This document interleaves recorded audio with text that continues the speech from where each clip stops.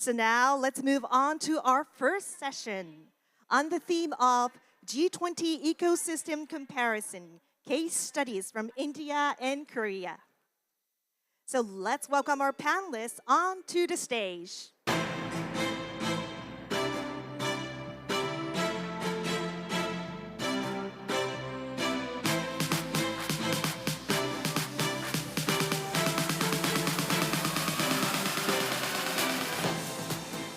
Mr. Ravi Narayan, Startup Genome India President.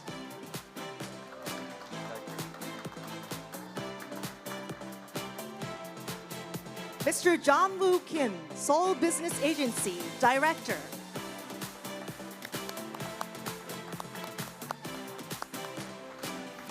And our moderator will be Mr. Hiro Nishiguchi, Startup Genome Japan President and Professor of Sophia University.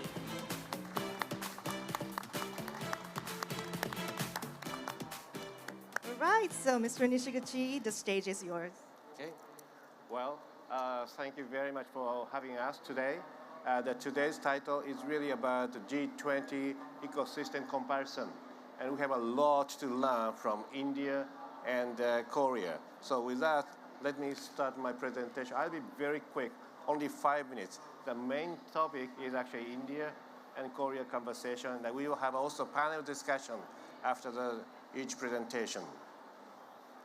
So we are actually the world leading advisory and research firm regarding startup ecosystem globally. And we work with basically everybody around the globe. And with that, our strength is that we have a very strong data-driven approach. We love data. And the data will create insights. And that is our strength. And also, we also work with not only with policymakers, but also startups as well. And we usually publish a lot of reports, but today we'd like to focus on 2 reports. And actually the 2 reports, they are very much familiar with. And number 1 is actually GSER, the Global Startup Ecosystem Report. And another one is APEX National Report. The first one, GSER, this is really about the comparison about urban, city-based ecosystem. There are 300 city-based startup ecosystems around the globe, and we analyze all of them, and based on data. And then with that, by the way, if you are interested in this report, this is the time you can take a picture, and because you can download it for free. Then we actually analyze each city's strengths and weakness and rank them one by one. Last year, Tokyo has become number 10 for the first time, jumped from the previous year's 15 to 10. And Seoul became number 9, jumped for 3 rankings. And then there are many reports, but today is not about actually each city. In fact, today is about country or nation.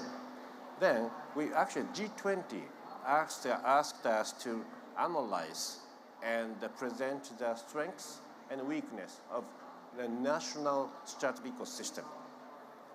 And this is also another opportunity to take a picture for you to download this.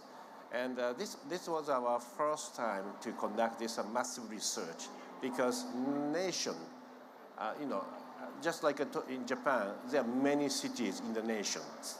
And so with that, we use these methodologies. We compared, we have, in the report there are many perspectives, but I think the key perspective we'd like to draw your attention to is really this one.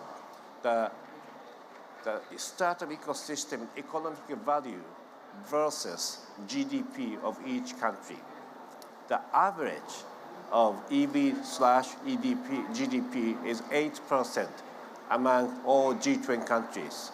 And obviously the 2 top learners is the US and UK, around 14%. And actually next, the winner is actually India, 10.8%. The fourth one is actually South Korea, 9.8, basically 10%. So both India and Korea as a nation have a very strong growing startup ecosystem, reaching the 10% and exceeding the average of 8% of GDP. However, let's look at our country, Japan.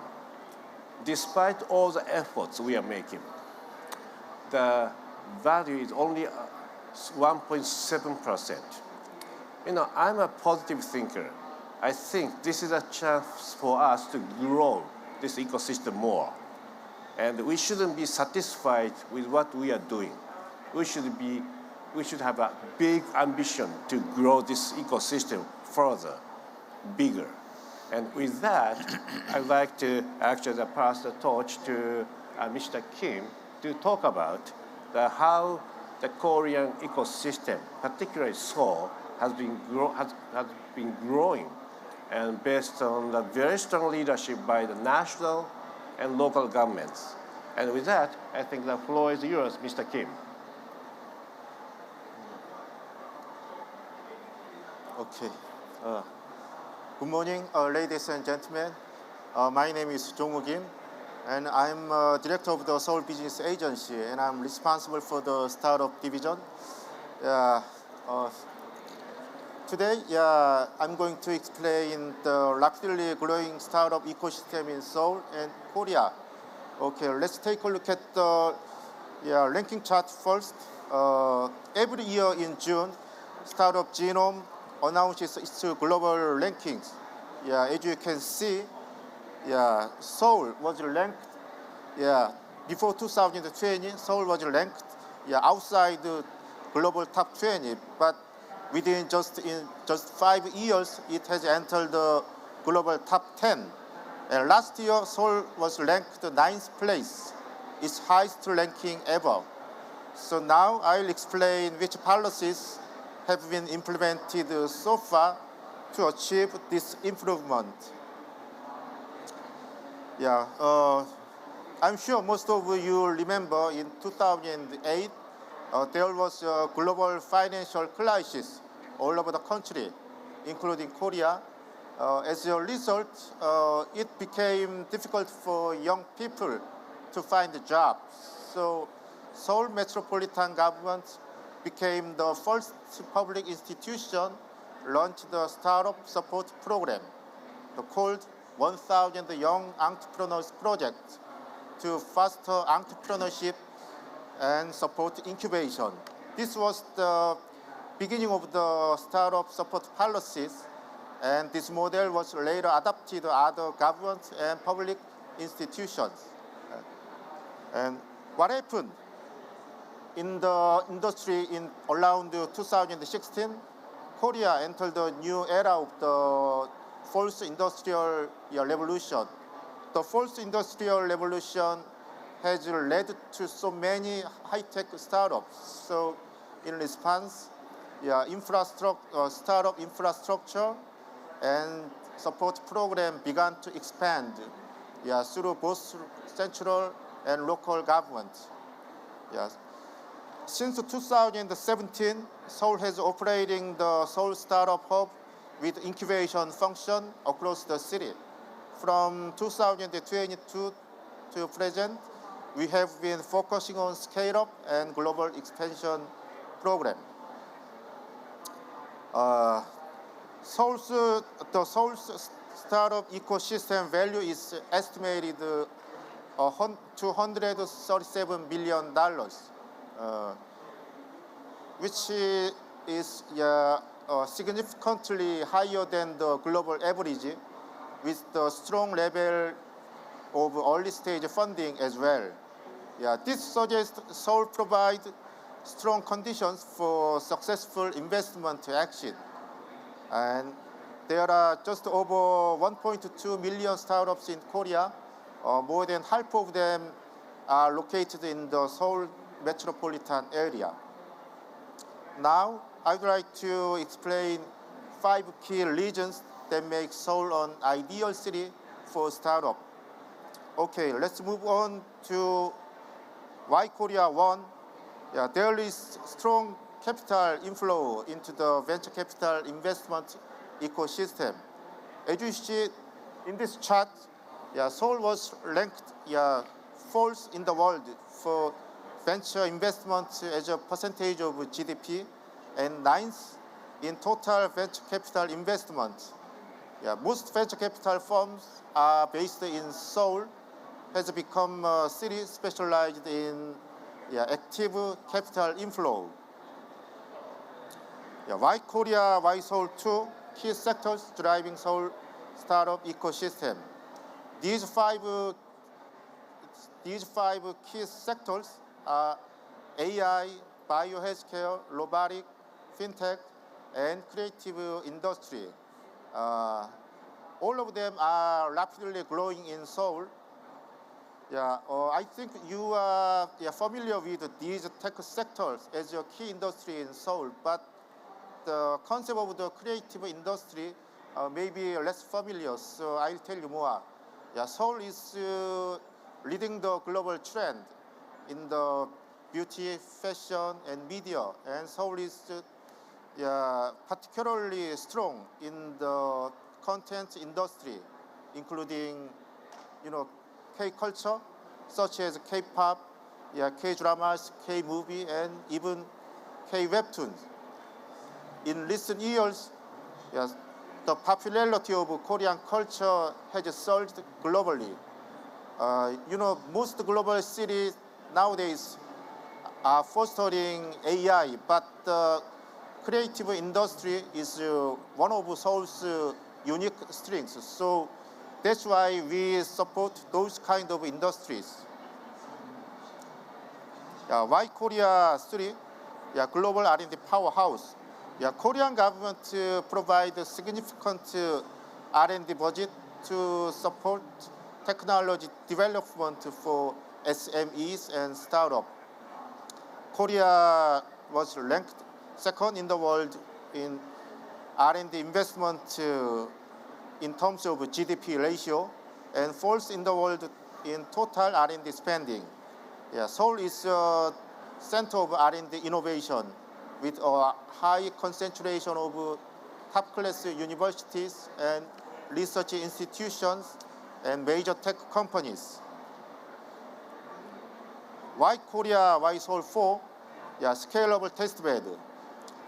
Seoul's business market has grown substantially with highly educated people, favorable environment for technology commercialization, advanced digital infrastructure. Seoul provides great opportunities for scalable testbed. And with a population of 26 million, the Greater Seoul metropolitan area offers foreign businesses access to a massive consumer market. Why Korea Seoul 5? Strong government support. One of the key characteristics of the Korea's startup ecosystem is the wide range of the strong government support, including venture investment and scale-up program called TIPS, and R&D support, incubation and acceleration services. In addition, now I'd like two major players in Korea's startup ecosystem, KISED under the Ministry of SMEs and Startups, and SBA under the Seoul Metropolitan Government. Both two public institutions play a vital role in supporting Korea's startup ecosystem. As I already mentioned, I'm from the Seoul Business Agency, and I'm in charge of the startup division. So now I'd like to share more about SBA's startup support policies, support businesses. These are 5 key areas where we support startup. In addition, these 5 key areas, SBA supports SME and startups through the many other businesses. But today, I'll focus on these 5 areas. Our incubation program is mainly targets early stage startup. And we offer 2 years incubator programs. And global expansion and open innovation program aim to growing startup. Many startups in Korea face difficulties in commercializing their technological development. So we are connecting promising startup with large corporation. And investment funding program targets high potential startup and provide investment through the Seoul Venture Fund. We have managed the Seoul Venture Fund and have raised a cumulative $4.4 billion for the past 6 years. This map shows startup infrastructure in Seoul. There are a total of 23 startup support facilities. As you can see, Seoul is a city with a well-established startup support infrastructure. Finally, I'd like to introduce the Global Startup Festival, Try Everything. Seoul has been hosting this event annually since 2021.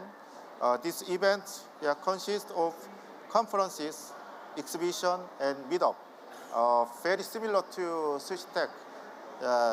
This is my first attending SwitchTech. I'm very impressed by how wonderful and how large this conference is. Anyway, in this year, in 2025, Try Everything will be held in September. So we welcome all of you to participate. Today, I have talked about our strengths of Korea's startup ecosystem, but there are still challenges to overcome. I'm sure Seoul's business environment will continue to improve. Thank you very much. Thank you for attention. Mr. Kim, thank you very much for your wonderful presentation. I really like your upcoming event in September. Try everything. Thank you. Try everything. Such a wonderful name. Okay. You do everything, right? Excellent, excellent. Okay, then why don't we listen to Ravi? So floor is yours. Thank you, Hiro-san. So a little bit about myself. I've helped build startup of my own, and then I was an investor. Then I became more of an ecosystem builder with Microsoft, helped build the Microsoft Ventures across the world in China, Israel, US, India, and Europe. And then also built one of the largest innovation campuses in the world called T-Hub. And now I'm with Startup Genome, working on helping build startup ecosystem in India. A little bit about India. So there are lots of numbers that float around. I want to tell you the story behind those numbers so that you can relate to how these things are done. You saw this already. So Apex for us is a way to rank countries rather than ecosystems, which is what we do in GSCR. So what you see here is the Apex ranking for the entire country is placing India and South Korea at the very top, 4th and the 5th ranking.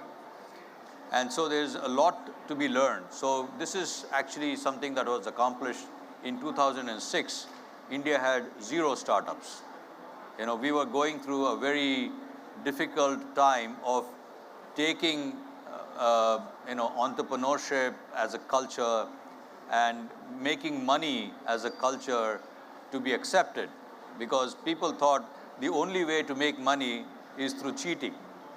And so when we got past that cultural barrier, we began to understand the nature of entrepreneurship. So from 2006 to 2025, 20 years, we have come to this level. So it's an incredible show of entrepreneurship as a part of the culture, part of the desire of the younger population.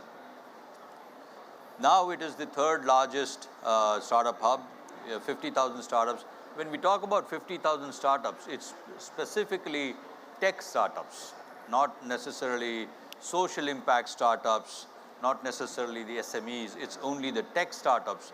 That's what we are alluding to. And this is where, you begin to see that it's beginning to take off in a very, very big way. And we have the measure of unicorns, as how many unicorns are we producing in the ecosystem, and we do that maybe one every month these days, and we just continue to add. And that's most of those are companies that are solving for the India market. India as a consumer market, if you sell to that, the chances that you can build a unicorn very, very quickly is very possible. The fastest unicorn so far has been built in 9 months.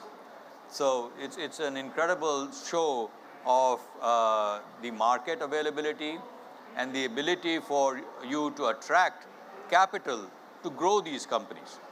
What we haven't solved yet is how to build companies from India, but that are solving problems for the global markets. And that's a B2B opportunity that we are trying to solve for today. And Startup Genome itself is playing a role in creating what we call as hyper-growth programs, taking the best of the B2B startups in each of these ecosystems and helping putting them on the global stage. So this is a little bit of the story about how it all got started and how it has now continued to grow. One of the other things that you will find very similar to what Mr. Kim talked about is the fact that, there is incredible numbers of talent, technology talent. We produce anywhere from 200,000 to 300,000 people in engineering every year in each of the cities that we have. So there's incredible amount of technology talent that we are able to bring in to the workforce. And in addition to that, after this talent has solved problems for other companies, for larger corporations for 10, 15 years, they say, why should I do this for large companies? Why don't I do it for my own company, my own startup?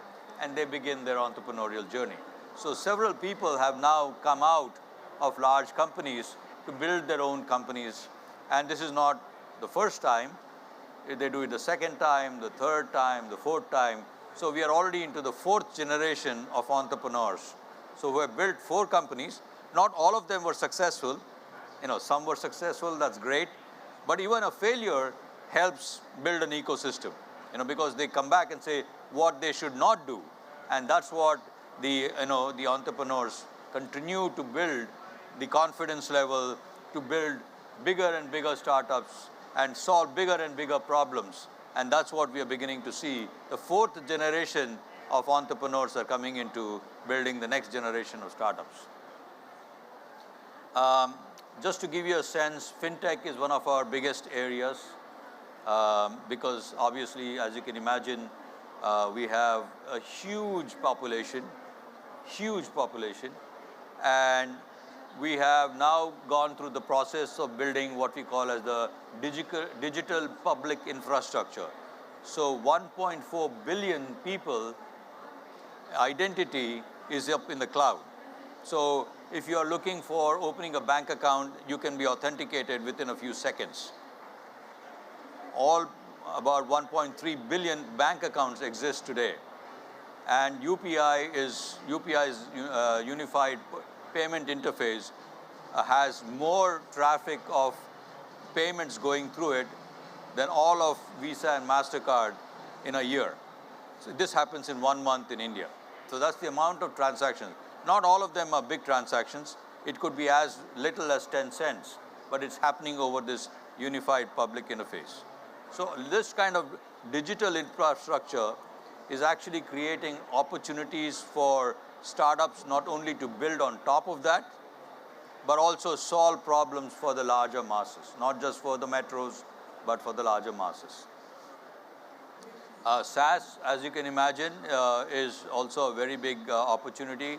You build in India, but serve the entire world as software as a service. E-commerce, this is what is inside of the country, selling into the Indian markets. E-commerce is a big opportunity in India. And I will just move to some of the reasons why the growth happened.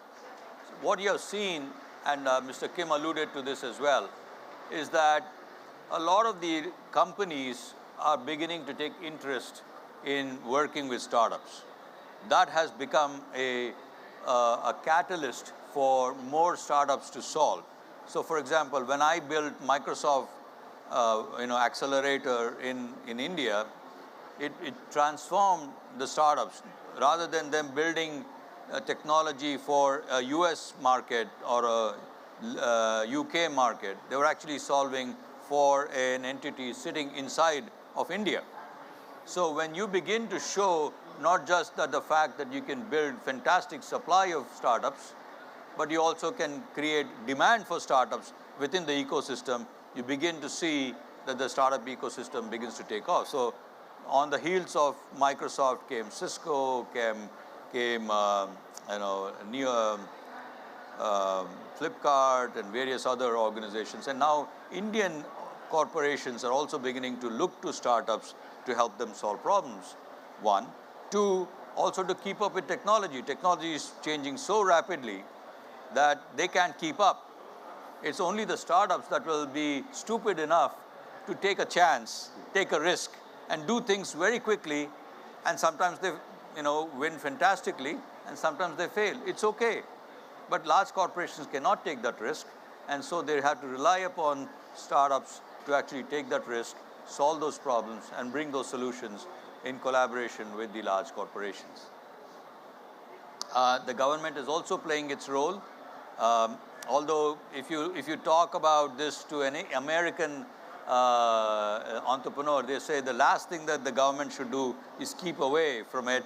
But we have been saying that government has played its role, not just at the central level, at all of India, but also at the state level. Each of these states are in competition with each other to do better than each other. And therefore, we are beginning to see a fantastic amount of growth happening all across the country. We're not very different from what Mr. Kim said. We have a young population. We have more than 60% of our people less than 35 years. So there's a lot more to be done in the coming future. Government initiative I talked about. Rising deep tech sectors. So AI is and deep tech is becoming a way for us to solve very important problems, not just for the global markets, but also for the Indian markets. There's a high digital adoption. I talked about the digital public infrastructure that's available to everybody. And this data that is collected is sovereign data. And that can be used for training models for AI. And that can be used for solving problems in India. And then, of course, attracting investors' interest in the region. I will not do too much of this comparison, but just to give you a sense, we have grown tremendously in 2024. But if you go extrapolate it backwards, it is zero in 2006 to 180,000 tech startups, mind you. If you take all of startups, it would be close to 1 million startups. The ecosystem value, I think we spoke about right now. Hiro-san already spoke about it, 11%. So it's a great number to be seen. But what you will also see is, while this is the share of ecosystem value, because of the population being so very high, you will find that while India is at the very top in terms of just sheer ecosystem value, but in terms of per population, certainly it is the lowest because we have such a large population in India.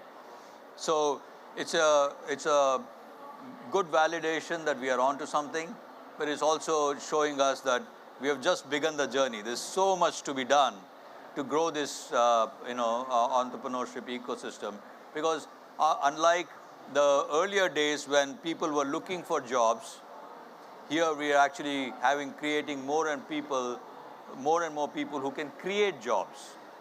They can employ 5 people, 10 people, and suddenly the ability for us to create jobs is going to be so much higher. And that's what this opportunity demonstrates to us.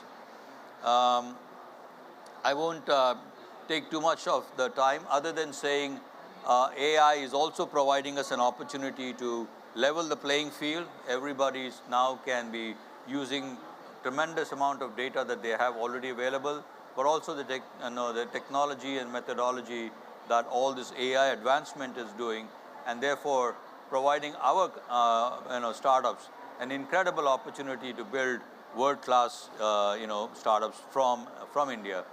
Obviously, the goodness is we have Bangalore, where I live, being the largest startup ecosystem. Number 2 is Delhi, which is also the national capital region. And then the third one is Mumbai. But these are the top 3, which is probably 90% of all the startups in the country.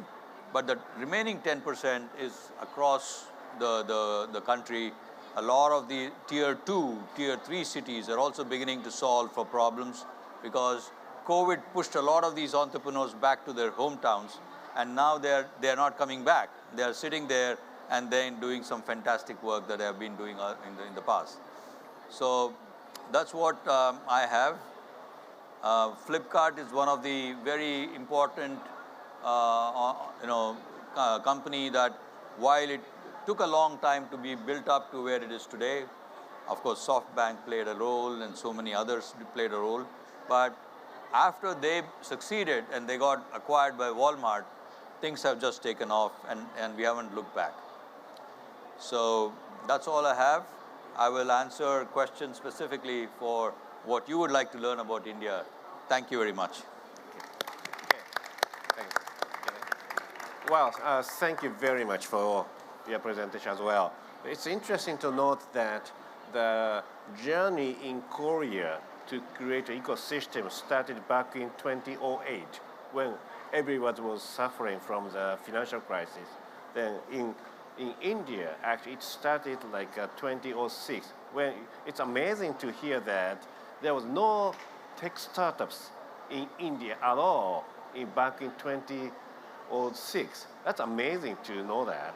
So with almost 20 years, each country has built a very strong, powerful startup ecosystem. Individually, sometimes collaboratively. So I'd like to spend about next 10 minutes or so to have a conversation among us. And number 1 is about the government roles. And Mr. Kim, you are from SBA, and how does a national government, KISED, and the SBA work together? Are you competing with each other, or are you working together? And how do you work together in Korea? Yes. You mean the SBA? Yeah, SBA. Yeah. Why don't you talk about SBA a little more, and how do you work with the national government? Yeah. So I'd like to introduce SBA more. SBA is the Seoul Metropolitan Government's subsidiary company established to support the strategic industry of Seoul, including small and medium-sized enterprises. And SBA focuses on several key businesses, including startup incubation and sales support, job creation, and R&D assistance. Also, industrial cluster activation and support for content industry, and the promotion of fashion and beauty sector. Through these support function, SBA plays a significant role in revitalizing Seoul's startup ecosystem. The SBA not only supports startup but also a comprehensive role in fostering small and medium-sized enterprise. SBA is organized into the 13 divisions with 41 teams and approximately 450 employees working across various locations in Seoul. Well, thank you very much. Actually, I would like to ask Ravi, do you have something similar in India to what he has just explained? The national government, you mentioned like local governments also working together. Now, what is the situation in India in terms of the city-based activity? Do you have any reaction to that? Yeah, yeah. So, of course, the national government is being chartered to build the startup ecosystem um, since 2015 when the new government came in. This is their second term. The first term they took this as a national charter to build startups. Um, and so, yeah, so there are several central government organizations that are, creating incubators across the country in academic institutions, research institutions. So there is easily close to about 1,000 of them that is spread across all of the country. But in addition to that, there is an interesting thing that one of a central government agency does, which is creating a competition between all the different states and saying, who amongst you, like we have the GSER, they have their own ranking. And that way, the data basically decides who the rank, what the rank is. But what it also incentivizes a lot of the bureaucrats is to look at the data and say, what can we do better? What are the low-hanging fruit? What can we do so quickly within a year that from a rank of 10, I can go to rank of 5? I see. And that's what gets them thinking, in prioritizing resources, aligning priorities and stuff like that. So I think it's a fantastic thing. So when I was in Telangana, one of the states, I was able to take it from all the way from 10 to 5 because of the data that we had available to us, and also knowing what parameters actually make a huge difference. Now, similar to that, we also have states individually doing certain things other than the guidance that they get from the central government. Organizations such as Startup Genome and others are also talking about what is working outside of India that they can learn from and do things in a very big way. And that's what is also motivating a lot of the states to do the work that they're doing. A lot of times a state like Karnataka, where I am from, Bangalore, is very well known. But that would be probably 95% of all the startup activity, maybe even 97%. The remaining 3% is the rest of the state. So we are trying to see how we can make it much more equitable, and that would unleash a lot more of these things. And the last thing I will tell you is there are innovation campus that is being built as a way for all the different stakeholders to come into one central place and work from. It's a physical place? It's a physical place. So, there are researchers, there are PhD students, and academic institutions, corporations, startups, VCs, investors, government agencies, and the desks of all the various different countries across the world have desks inside of this. So in a way, in that physical space, you have the microcosm of the entire ecosystem. And so these kinds of buildings are being built by the government and given to a public-private partnership to run. And that's what we are in the process of putting together across all the different states. Well, thank you very much for both of you. Now we have just covered the roles of government, national or local. So let's talk about sectors you have chosen. And both of you have chosen, say for Korea, you have chosen 5 sectors in Seoul. And you also have several sectors. And my question, by the way, in Japan, we are saying that, yes, Tokyo is a massive, very massive ecosystem. This is the largest and very powerful. However, there are many wonderful cities like Sapporo, Fukuoka, Nagoya, Osaka. There are many, many very diverse cities. So we always say that each city should have its own strengths. Instead of just doing the same thing as we do in Tokyo.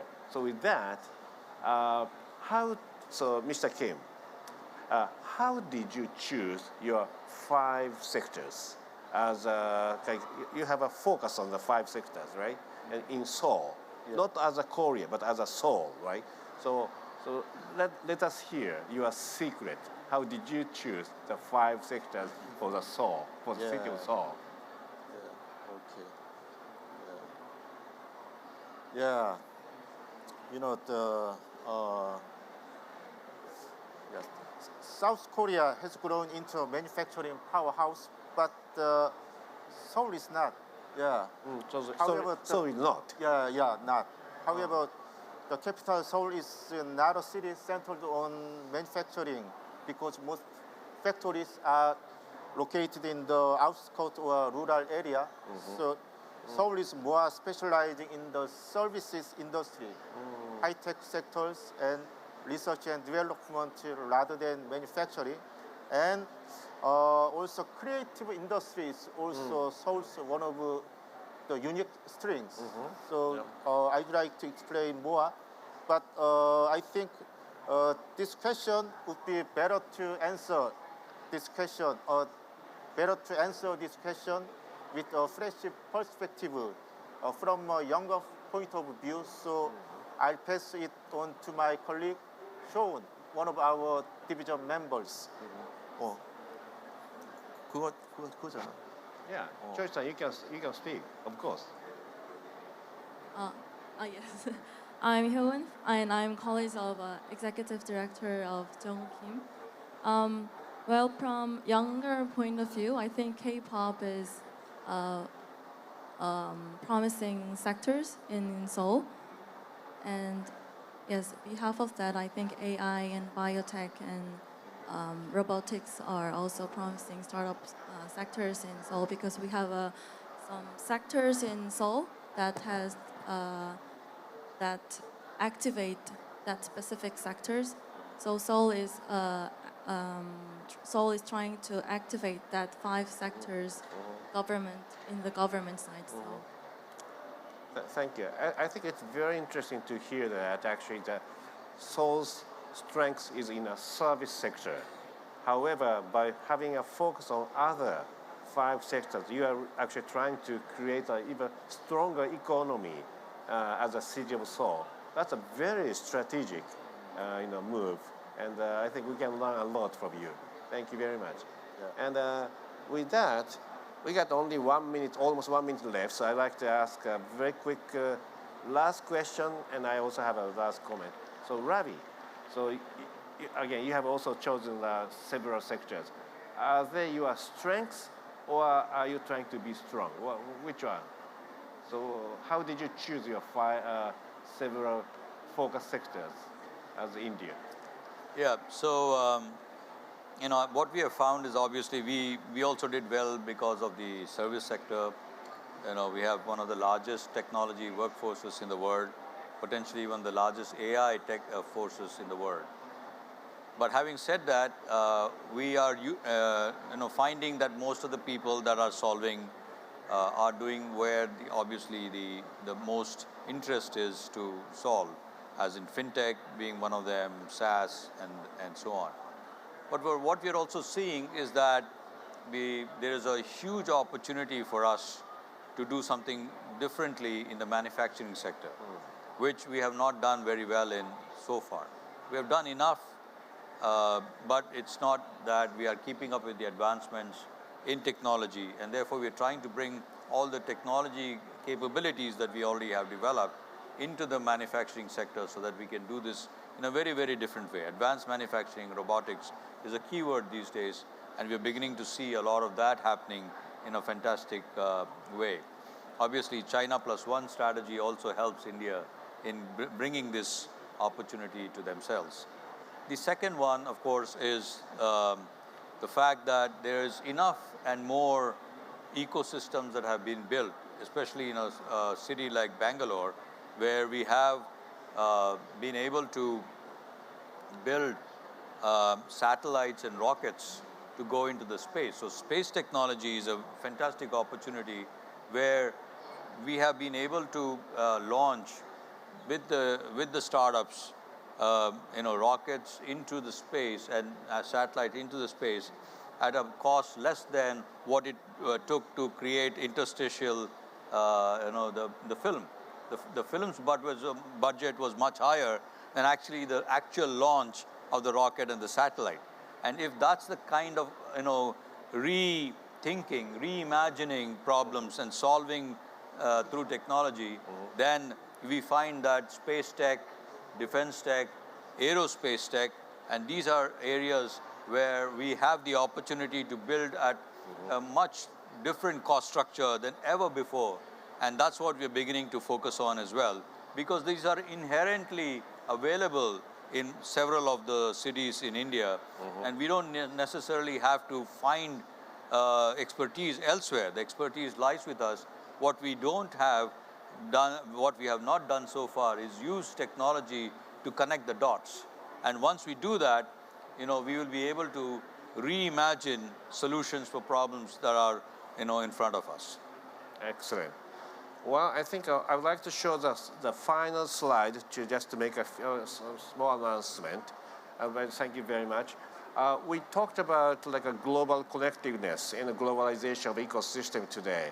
I would like to draw your attention to two major upcoming events. Number one is a Global Entrepreneurship Congress, which will take place in Indianapolis, Indiana, from June 2nd to 5th. And this will be organized by Global Entrepreneurship Network. And most of the Strategic Genome executives will be also there as well.